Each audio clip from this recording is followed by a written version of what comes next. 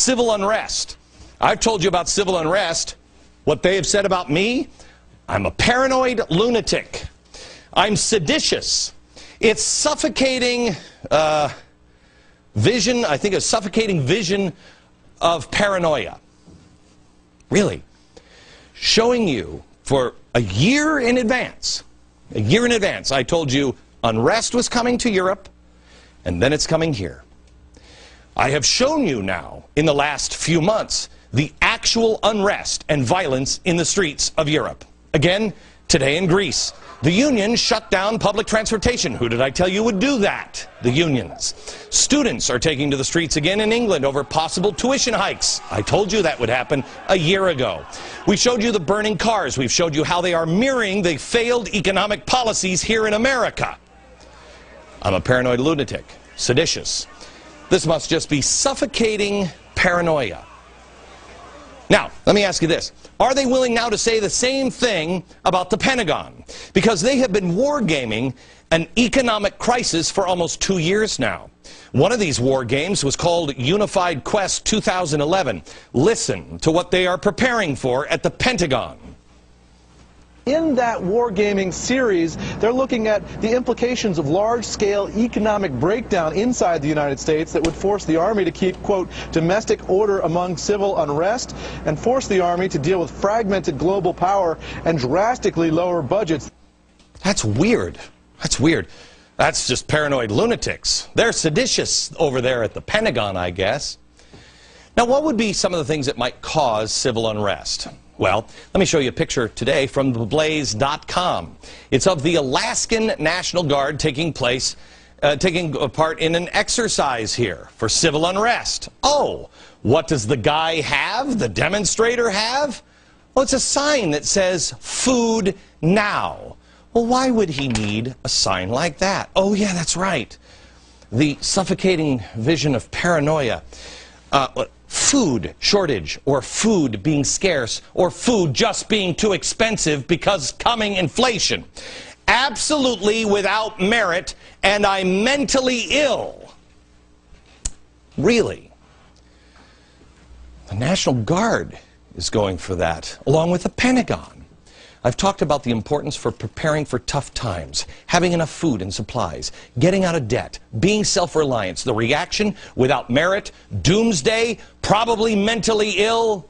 But when Time magazine posts an article, impending crisis, Earth to run out of food by 2050, I'm sure this is some sort of green nightmare. This is good journalism. The only people I trust in the government, only ones I trust, are the military. The military is preparing. Are you? But the military, I believe, are being boxed into a corner by people who actually have their hands on the levers of power.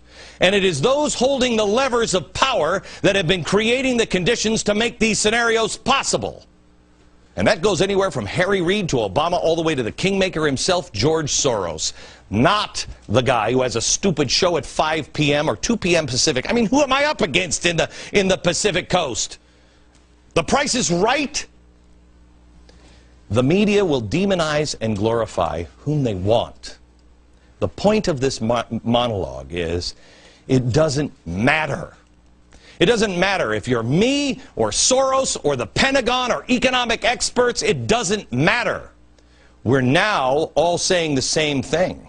I've been saying it for 2 years. That should tell you something that they've now joined. Because the next thing on the docket is to control the media and to control food prices. Civil unrest and rising food prices and controlling the media. Oh, December 20th, FCC votes on the internet. If anybody doesn't believe this government is capable of doing these kinds of things, you're out of your mind.